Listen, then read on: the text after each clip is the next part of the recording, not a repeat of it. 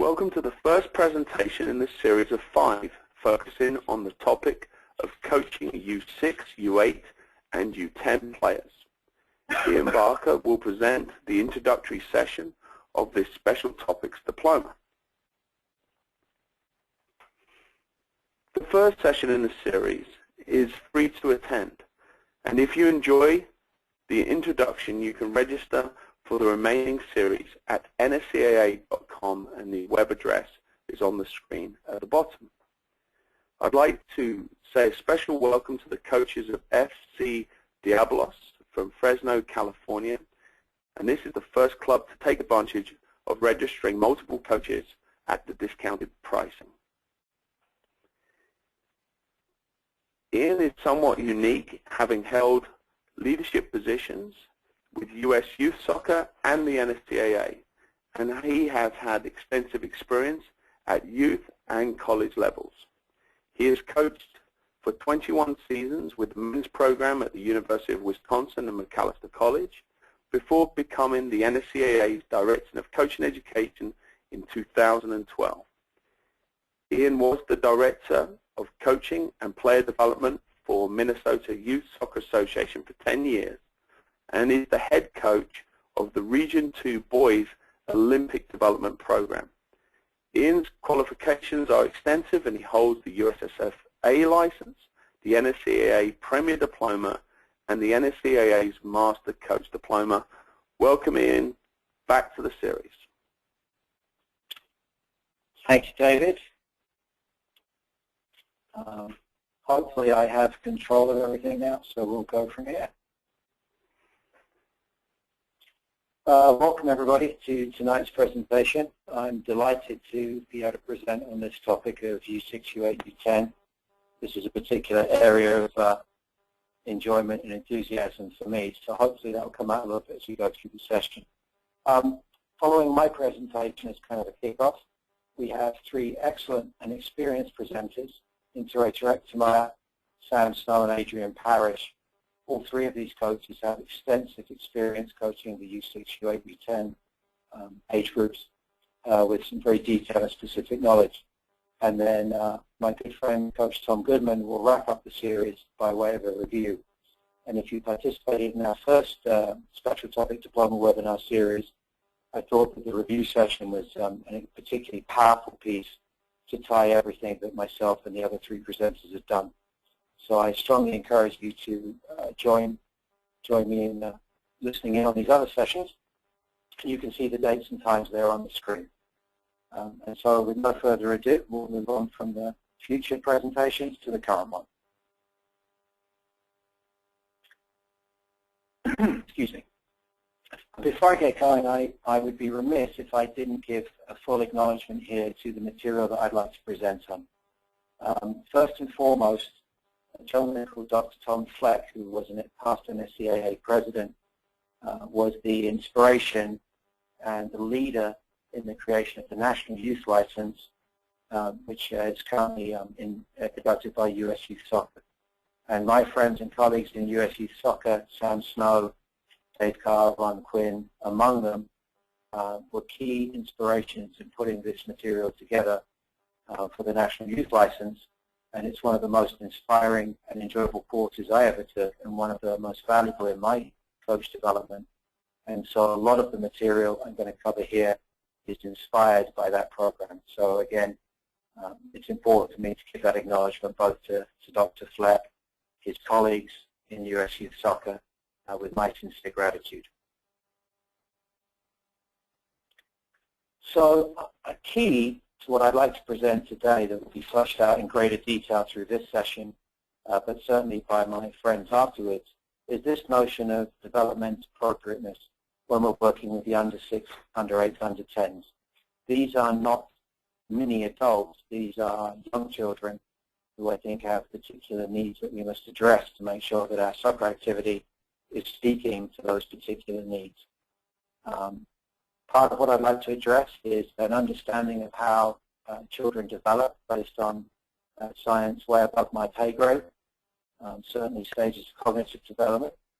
And throughout, I'd like to consider what is the physical appropriateness of the activities we do, what cognitively makes sense, what can the children understand and respond to, and then also consider a little bit about how they may respond to certain activities and certain environments on a social basis, which I think is an important part of recreational soccer and enjoyment for the children.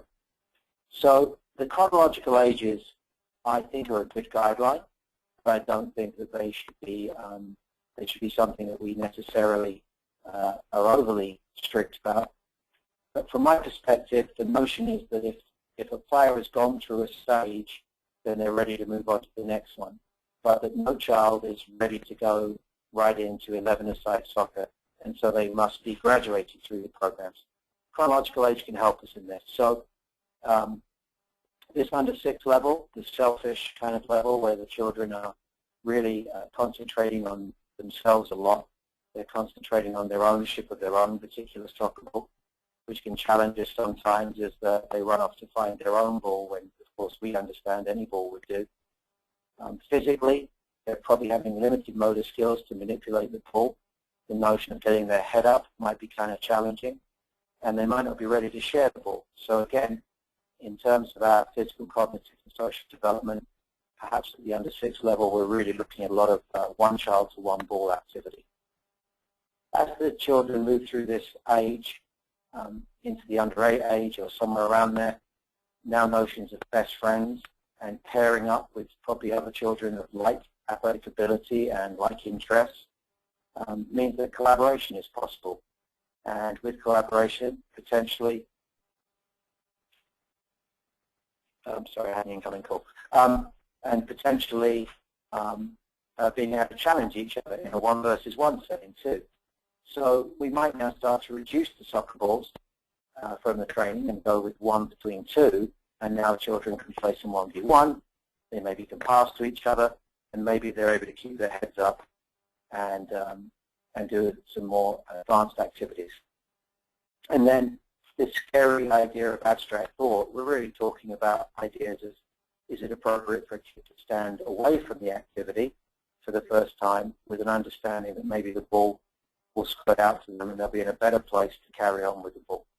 And so we're now starting to expand numbers and thinking about A to B to C.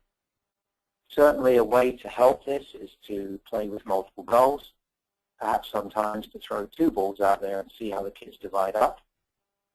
I would certainly, though, be looking for the first time a child consciously decides to stay away from all the other kids by the ball because he or she has worked out that it's a good place to be. And so I see a graduation as the children develop, which actually reflects some reduction of the number of balls in training and increasingly more collaborative activities. And of course, if we're doing that, then we can start talking about different techniques and potentially some limited idea of decision-making / tactics.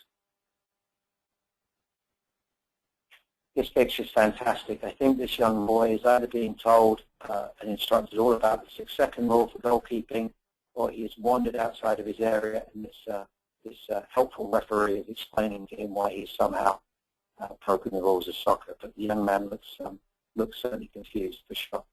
Anyway, in regards to the under 6, under 8, under 10, there are 6 key principles which I think are worth building our understanding of coaching at this age group on.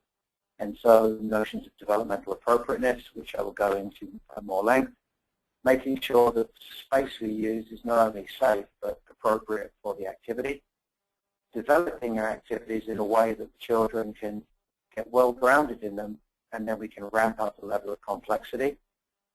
Certainly in our delivery, making sure that the way we deliver to young children is clear to them, it's relevant to them, and that we do it in a way which is concise, that they can take the information on board. So certainly looking to avoid too many lectures to under 6, under 8, under 10. Every activity we do, if it's all possible, to make sure there's some degree of decision-making and some opportunity for the players to express themselves and their understanding of the activity and problem solve. And then the final principle is making sure that it's soccer relevant. And I'll come back to this a couple of times, but the notion here is that sometimes we end up playing a lot of activities and we have a very fun and enjoyable environment, but then we struggle to find out where there's a soccer component. And certainly as we go through these activities, I'd like to stress the soccer element throughout. So to help our audience and to give the audience hopefully some value, I've identified 6 activities which we will go through. You'll see the diagrams and I'll explain how the activities work. And each one of these activities is great in of itself, but I'm going to use each one to stress one of our 6 principles, so you can see how they line up there. Pac-Man is perhaps dating myself, so you may choose to find more exciting names and more contextual and appropriate names for these activities. But I think the activities in of themselves will be something that you might be able to use and get some value out of. And again, they line up with the principles to the right. So here is our first activity. And this activity for me is to express ideas of developmental appropriateness. So this activity is the passing activity. You may start, before you do this activity, you might start with something more fundamental, like marbles, where children try to strike a ball into a stationary colored ball, so a target, if you will. And certainly beyond this, you might get into some formal passing patterns, passing through gates, and so on and so forth. So I think this is an activity for passing, which is perhaps more at the under 8, under 10 level. But certainly if you've got a robust group of under 6s, it could work. And you may still have fun working this with 11 and 12-year-olds. So the colors are really here to help you. In your training sessions, your kids are probably in mixed colors, and that's totally fine. But what we have here are red Pac-Man, if you choose to go with the Pac-Man game. So these people don't have soccer balls. And you have decided that there are going to be 2 children, one here and one here, that do indeed have soccer balls. And their job in this game is to dribble up behind other players, or from a distance, try to strike the other players below the knee with the soccer ball. If that happens, the person who is struck joins this team and runs out to fetch another ball. And so we've got dribbling and passing here from these 2 players. We've got avoidance from the Reds. This young Red has been hit, so he or she is now running out to get the ball. And so increasingly the activity becomes more complex as there are more players with balls. I like this activity because it talks to the players about trying to get close. And we have an interesting and important stipulation that if I strike this ball at this player and I miss, I must fetch it. So it doesn't pay to whack the ball as hard as you can. It's a pretty dynamic little game, and you can obviously have a lot of fun with this one. As we make the game a little bit more complex by virtue of other players coming in, we now have 3 players with soccer balls as the game is progressing. You see here that this player and this player are beginning to almost herd the Reds into a corner. And so even though each player has their own ball, there is some element of collaborating and identifying what's happening around the group. So as it becomes more complex, the ability to work in collaboration, albeit with your own ball, intensifies. And then finally, another way to take this game with an interesting twist is now to say that there are 2 players to a ball. So we have 2 players here with the ball, and we have 2 players here with the ball. As this player dribbles, attempting to strike the opponent, his or her teammate is now running into a space. Similarly here, this person has the ball, and the teammate is trying to run beyond the target player, so maybe you could pass back and forth and try to get red players caught in between. Obviously, if a player is struck, he or she will wait out by the balls and wait for a teammate, and then you become partners in this Pac-Man activity. Again, the colors here are really just for the benefit of yourselves in order to picture this activity. We understand that in your environment, the kids are going to be kind of mixed up in colors. Certainly when you receive at the end of the presentations, the manual that goes with this webinar series, not only will you have the pictures of these activities, but you will have a written description of what they do and how to use them. So there'll be certainly supporting material here if you're not quite understanding these all right away. This is a really fun activity, but the reason I've used it here is because very often if you explain an activity like this to the children while they're sitting down, and then after a couple of minutes you try to get it going and you set it up and then you walk them through it, you're wasting a lot of time. So what I like to do with this activity is really create the picture that you see right now. And then once the activity is set up, and I'm here, the coach, I've got the 3 goalkeepers on a 3-sided goal. So there are 3 blue goalkeepers. And this player here is the one we call the bandit, the one defender. And then you're playing against 4 red players, and those red players have 2 balls between them. And the activity is to see how many goals the red players can score through the triangle goal. The one defender, or bandit, can try to help the goalkeepers, and as these red players are playing now, it's an idea that you shoot through the goal here, and if a teammate collects it on the other side, he can immediately, or she can immediately shoot it back. So this is a very fun activity, lots of shooting, but you appreciate it's quite complex in the setup. You've got to explain triangle goals, 3 goalkeepers, defenders, and then how you can score. And I believe that you do this most effectively by putting the children in the environment, letting them feel the environment, and then moving on. I believe that if you just explain this verbally, it'll take too long for the kids to understand. So taking our bandit game a little bit further, what we see now is players moving in anticipation of maybe a ball getting shot through. So maybe this guy's moved a little bit far, but you can see the ball's going to come through here. You can see how this bandit or defender has put pressure on the ball. So there's the pass been made. And so you now start to understand how all 4 of these red players can be actively engaged in trying to keep these 2 soccer balls alive. And this is something that as you play a few rounds of the game, players start to pick up on this notion of moving without the ball and getting into position to receive the pass or the shot. And then just a final tweak on this activity that I think is critical, and if you don't remember it, you certainly will after a few activities. If the blue player, the bandit, or the goalkeepers save the ball or win the ball, it's their responsibility to give it to the coach. So they must give it to the coach.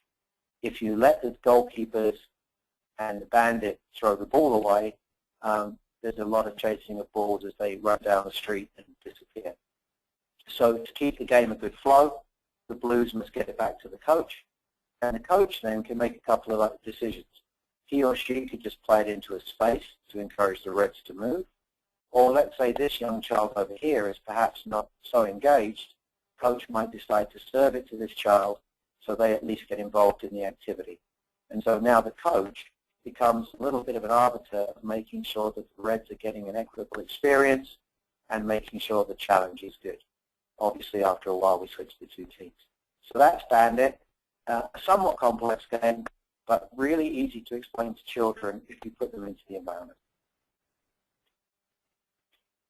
And so before I go to activities 3 through 6, just a little break here to go over some of the things that I think as a U6 or U8, U10 coach you should consider in planning, and then certainly evaluating your session at the end.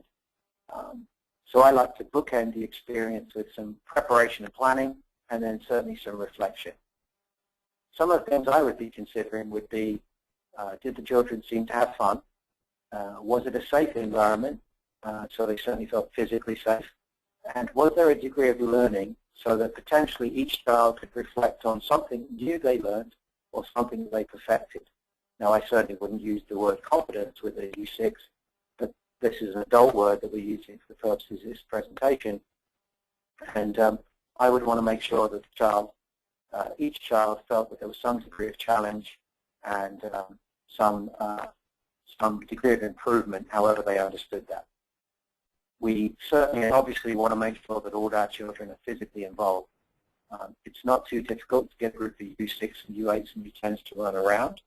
So sometimes we sit them down because we're afraid of the chaos that seems to be ensuing. Sometimes we get frustrated because they've got physically very tired and then they need a break. But that's okay because they're going to bounce right back up. So we just want to make sure they're physically involved.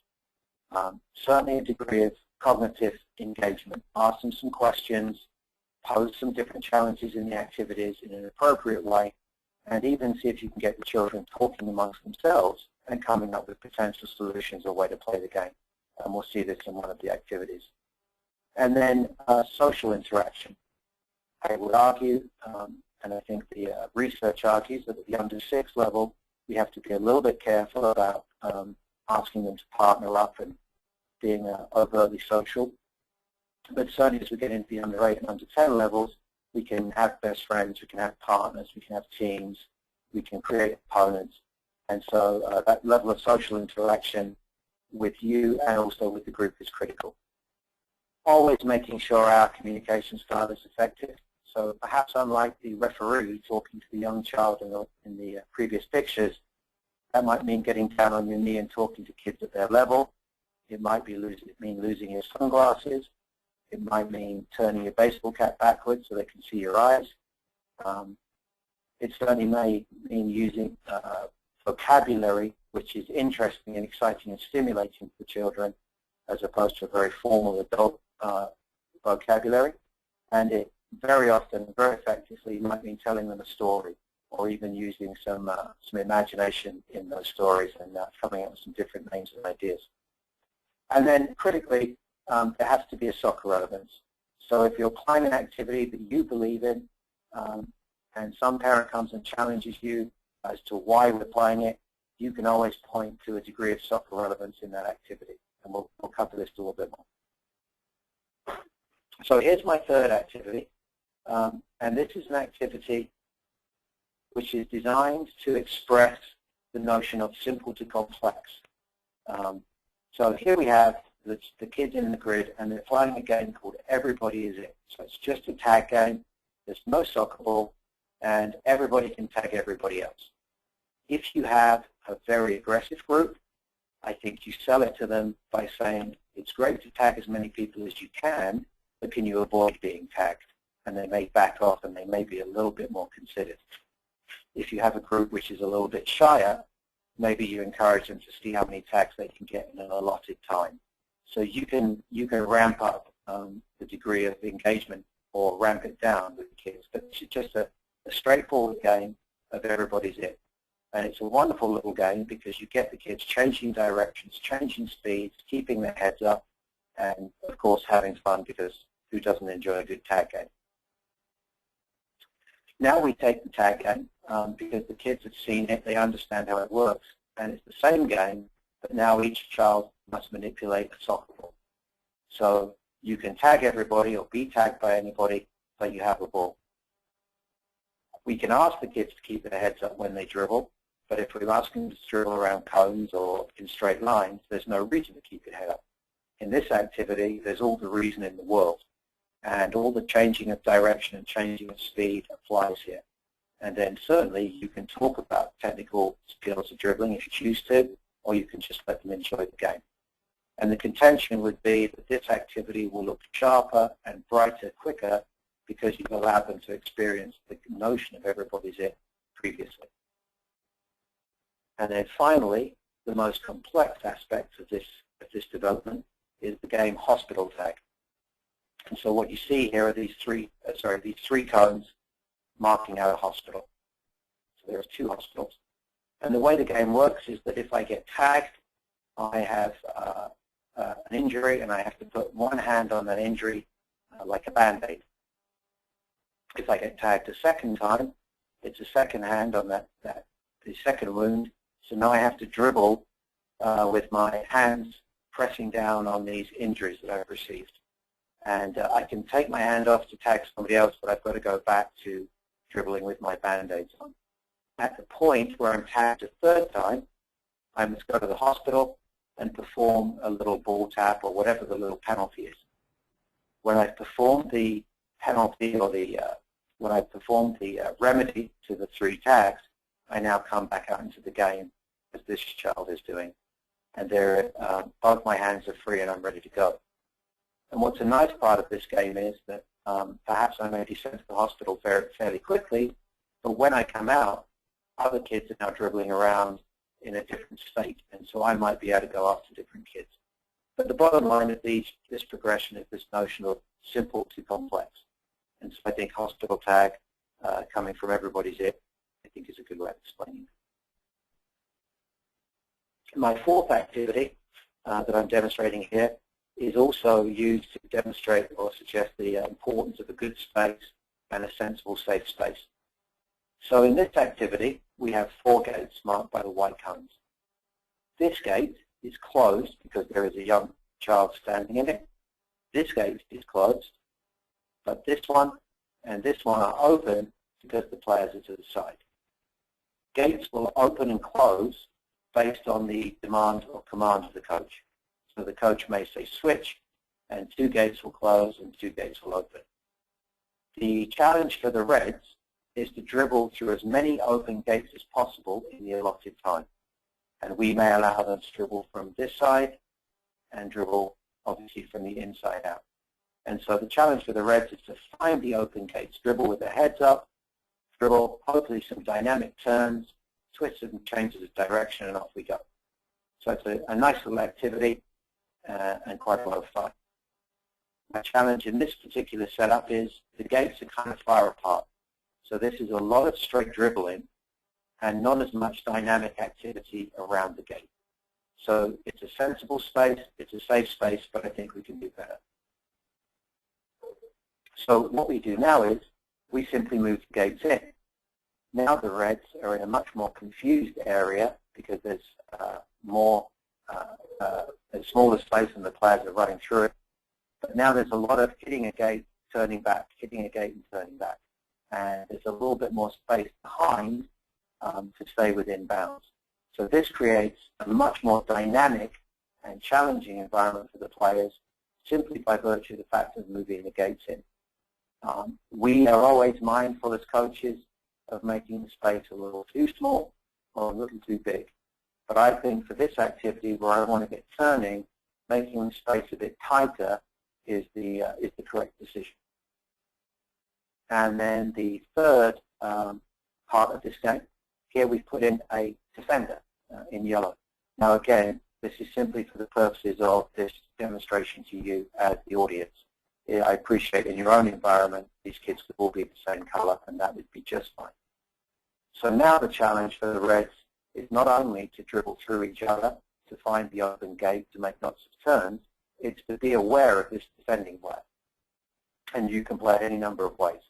You could say that if the defender steals it, the 2 players switch positions, or you could say if the defender steals it, he delivers it to the coach, or if the defender steals it, they immediately give it back, and then the defender tries to chase one of the other 3 children. But the whole idea here is to increase the degree of complexity for the Reds by making the space tighter, and then subsequently potentially putting in this defending player, and that is gatekeeper. My 5th activity, steal the bacon, again might be a little antiquated, so you can come up with some different names. But this activity is, I think, a wonderful activity for helping kids develop decision-making skills individually and as a group. And so this activity works with 3 soccer balls starting off in each base. So there's a yellow team, a blue team, and a red team. And when the coach says go, players must either try to keep the soccer balls in the grid or run off and steal other soccer balls. And when the coach says stop, the total number of balls in a grid is the score. So currently it's 3, 3, and 3. But as you can appreciate very quickly, this dynamic will change. Here we see in this game, at the point where the coach has said go, 3 different interpretations. This red team has decided to protect their 3 soccer balls. The blue team has decided to all run off to steal balls, but left their balls unprotected. And the yellow team has got a more blended approach for somebody trying to protect and a couple of players trying to steal. I think we could critique all these decisions with the players. So we would let this game go a little bit, and then we would suggest to the players these different approaches, and then, and this is the magic of an activity like this, give them a 15 to 20-second period to huddle up as a team and come up with their next strategy or approach to the game. And I absolutely guarantee you, you will see the children enjoying the opportunity to make the decision as a team, and then you will see different approaches. So I guarantee if we played this a second time, having given the kids some review and then some ability to talk about it, the blues would have a different approach, the yellows may stay similar, and the reds would certainly have a different approach. So great for decision making. As we continue to play short 30-second, 90-second bursts of this game, every time we stop the activity, we review the score, I would start to build in an understanding of other potential decisions they could make. So in this example, this red player was elected to pass the ball back to the base. A pass would be a great way of doing things, potentially very quick and effective, but it does require receivers, and it does run the risk of being intercepted. So a pass is a great option, but not the only option. What other decisions could they make? Well, here this yellow player is electing to dribble the ball back to the base. And so I would certainly discuss with the players after a little while of playing this game the notions of how do we get the ball back to the base, what is the most effective, is there a better way or a different way. So again, decision making. And then as a final, and I think excellent development of this activity, what we've done here is we've reduced the number of balls to 6. So now there is a lot of element of time when the child is not directly engaged in the ball. So we have here a little 1v1 battle, another little 1v1 battle. We have a player dribbling, trying to get back to the base. We have a passing, receiving sequence. And so quite clearly you see that as we reduce the number of soccer balls in the activity, there becomes a greater degree of complexity and a greater degree of things that we as the coach can address with the players in regards to their decision making. So I'm a big fan of this activity, and if you play it in 90-second bursts, you can play this one for a very long time with a high degree of enjoyment from the kids. And then my last activity to express this notion of implications for the game or soccer relevance is an activity that no doubt many of you will be familiar with.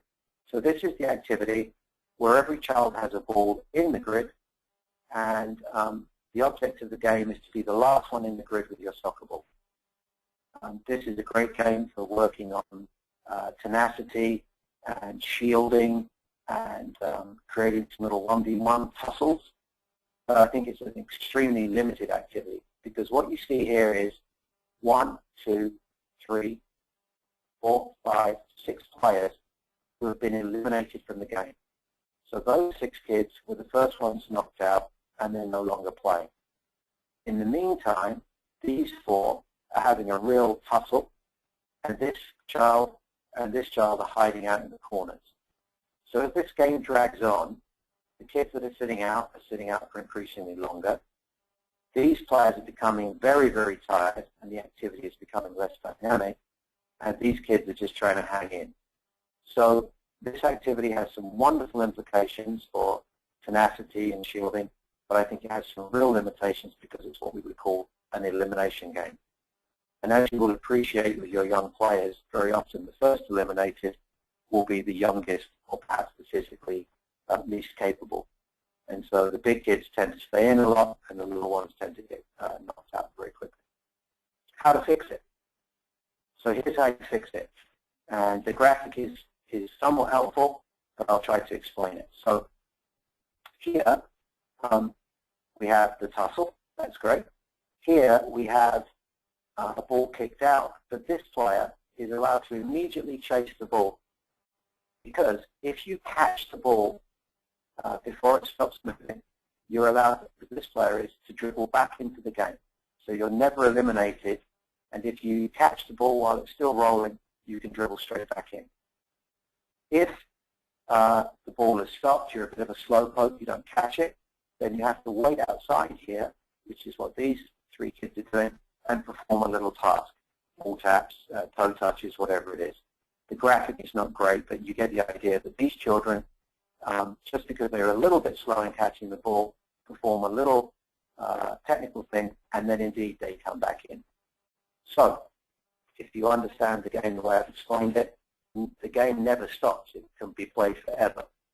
It's a great opportunity for a smaller kid to challenge themselves against a bigger kid, and the worst thing that can happen is you go fetch your ball and you come right back in. This game stops, in my opinion, when the coach deems it to be losing a dynamic. So at the point where the kids are kind of dragging, you simply stop it and set it up again. But this is a game, in terms of relevance, where the notion of chasing the ball after you've lost it, as opposed to giving up and sitting down, is trained into a simple U10 activity. And as we may know, if we're working with senior players, the first principle of defending is immediate chase. So here you are with your youth players teaching, maybe not explicitly, but teaching the idea of when the ball leaves or you lose the ball, try to get it back. Don't just give up and sit down. And of course, there is no element of elimination in this fantastic activity. And then finally, again, the colors are really for the purposes of this presentation, as opposed to suggesting that you have colored teams. We pair players up. So here we have two red players. This one's holding on to the ball. This one has dispossessed the two blues. As the ball is kicked out, now both blues must go fetch it together. Here we have two reds holding on to their soccer ball and two blues working out how they may try to get the reds kicked out. Up in this corner, one red holding on to the ball, one red challenging the blue player, and the blue player slipping a pass. So we're playing the knockout activity, but we're simply partnering the players up, and now there's different levels of collaboration and different levels of challenge. And so hopefully you can see how we can take really solid activities and then subtly tweak them. And again, and critically, this notion of relevance is very important. So this is a soccer relevant game because you're always chasing the soccer balls or competing, and no child is ever eliminated from this activity. And so those are my 6 activities. I think in of themselves, they're all very fine activities for the under 6, under 8, under 10 age groups. But if you understand them in terms of the principles that I suggested, they take an even more interesting life of their own, if you will. And so what am I hoping for you as the audience tonight, and then approaching the other 4 webinars? This is some of the things I would like to hope we can achieve. One of the worst things being a coach of these ages is when you look at your watch, you're 5 minutes into the training session and the children are just out of control and you have no new ideas. What is much more satisfying as a youth coach is to look at your watch. There's only 5 minutes left. The time has flown by and you've still got plenty of things that you would like to teach. Interestingly, and perhaps helpfully, this is very true of camps and clinics. So if you use young coaches, young players in camp clinic programs, if you want to make sure they have a good experience, put them through a program like this, because a disenfranchised, jaded camp coach is a really unhappy person, and typically with underserved children. But certainly for your own experiences as youth coaches in your club environments, I really hope that we can help you be very effective in such a way that you are running out of time as opposed to trying to fill time. One of the ways to do that, in my opinion, is not to go and buy a manual with 501 great drills. I would much rather see you identify a handful of activities that you like and that you understand how to maybe tweak up in terms of levels of complexity, and that you can go back to that well of activities time and time again. Because with this age, we're not doing a single progressive training session on a theme. We're actually throwing out a number of different activities with managed and frequent breaks, so the breaks match their physical attributes and certainly their cognitive abilities. I think critically with our kids, it's important that they feel these 3 C's. And so you express care for these children by knowing their names, knowing a little bit about their backstory, and certainly expressing your interest in each and every child. Confidence, can they leave the training session being able to point to some things they learned or some things they got better at? I think every child should be able to go away with that feeling. And then in their activities, in the way you engage them, are you giving them options and choice of ways of solving problems and looking at the activities differently? So very much mindful of not having drill activities, but having activities where there is, I would say, by inference, this notion of choice. We certainly can measure the success of our youth programs by the children coming back week from week and season from season. So I think you look at your UA program and see how many children are retained in the U10 program.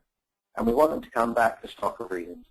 And so consequently, whilst we want to have juice boxes and cookies and end-of-season trophies, we want to make sure that they enjoy their soccer ball, they enjoy their coach, they enjoy their friends, and that increasingly they're developing an intrinsic love of soccer as they have so many other options to find things that they enjoy. And then critically here, these last two bullets, they're in this order consciously because I believe strongly that if you can have fun with it, then it will become fun for the children. So if you go into it with an attitude where you feel prepared, you feel empowered to have some fun with the kids, to try some different activities, to play some tag games, to play some maze games, if you feel good about what you're doing and you're not looking at your watch hoping it's over, but looking at your watch and wishing it wasn't over, then I think almost certainly it will become fun for the children. So that's a lot of information. I stayed right in the middle of the amount of allotted time that David gave me. I hope you can sense my enthusiasm for this topic. And I'm going to turn it back to David. And I really appreciate the many hundred of you joining in, and I hope there was a little something in here for everybody. Thanks, David. Thanks, Ian. Okay, so we're going to turn to your questions in just a moment, and certainly we've got a lot coming in. Over the course of these next couple of minutes, please send them in. We won't get a chance to answer them all, but all of them will appear in the manual at the end of the course. So within 10 to 15 days after the last session, we will provide those people who sign up for the entire course with a manual that includes all the questions and answers by Ian. On your screen is a graphic of Soccer Coach Weekly, our presenting sponsor. If you haven't already received 4 complimentary issues of Soccer Coach Weekly for all of your coaches in the club, then Danielle will be in contact, Danielle McCarthy, and she will set up for you, for all of your coaches, to receive 4 complimentary issues of this wonderful Soccer Coach Weekly magazine. In front of you right now, there are the graphics of the front cover and a couple of internal pages from the Attacking Principles manual that we just finished that course. As you can see, in the middle diagram is an overview of the session. So we summarize the session, and then we answer the questions, and included are all the activities with descriptions on how to use it, how to set it up, how to play it, and some useful tips. So that will be given to everyone who signs up for the entire package. If you haven't already done so, you can sign up at nscaa.com/education, and you'll find where to sign up.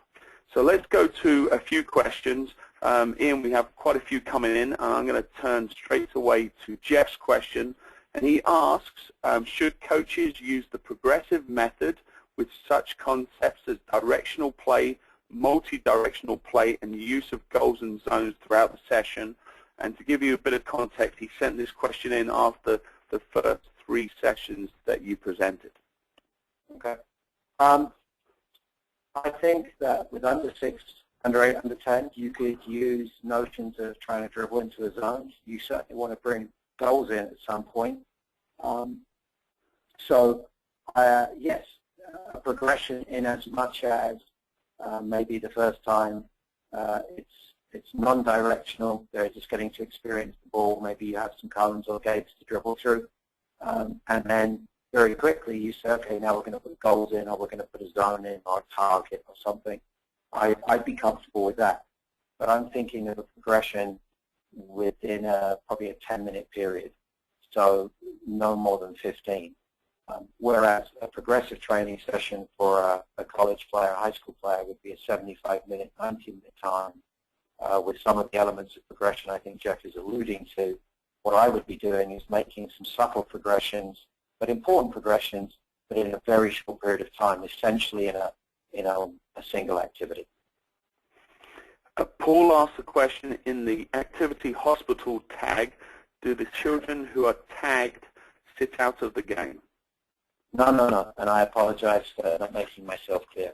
So when I'm tagged by somebody with their ball at their feet, wherever I'm tagged on my body, I place my hand on that tag to suggest that I put a Band-Aid over it. And I must dribble now with one hand pressed against somewhere on my body. If I get tagged a second time, that applies again. So now I'm dribbling with both of my arms essentially pressed against me. I can reach up to tag people, but I've got to cover my Band-Aid back up. The third tag eliminates me immediately from the game in as much as I go to the hospital. But when I do my 3 ball taps, I come back out again and I'm cured. So that game, the hospital tag game, never ends for any player until the coach says, okay, kids, let's take a break. So it is very much an activity where they would be active all the time.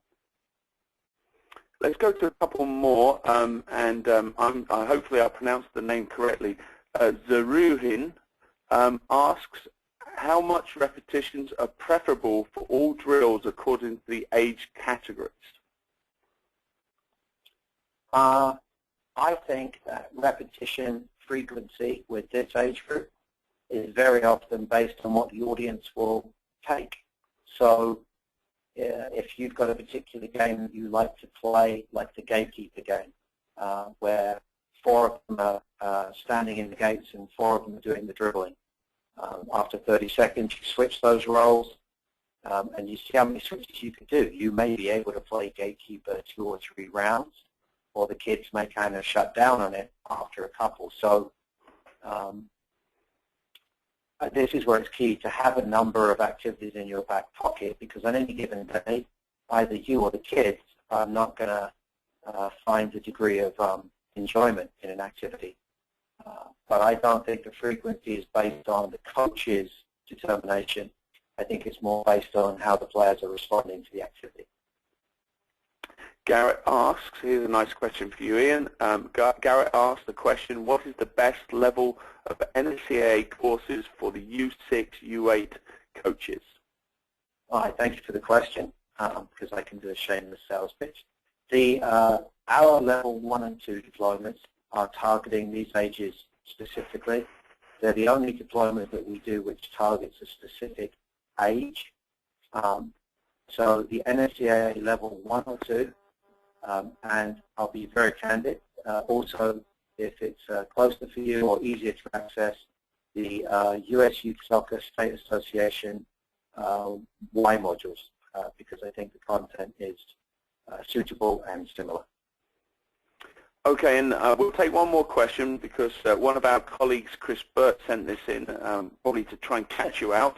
And he says, in the game gatekeepers, how does the coach signal for those players that are blocking the gates to move? Excellent question, Chris, and I will buy you a cup of coffee tomorrow for asking. There's a couple of ways. It could just simply be a voice command. So he or she says switch and the kids do it. What is a really interesting way, though, is that the gatekeepers must look at the coach, and the coach will point to them specifically to one kid at a time. And then those children will change their orientation. If you start doing that silently, but with the pointing technique, the players with the ball, the ones who get it, will start looking at you or looking at the coach. So then, if you want to progress it as a coach, you start moving around the grid a little bit. And so if the players with the ball are starting to quote-unquote cheat by seeing what you're doing, they've got to try to focus on you. So there's a number of different ways of doing it. So it could be a voice command, it could be a physical command, a pointing, And it just changes it every time you play it. So it's a great question in as much as it's an example of how the coach can manipulate the environment a little bit and ramp up and change the degree of challenge or the degree of expectations on the kids.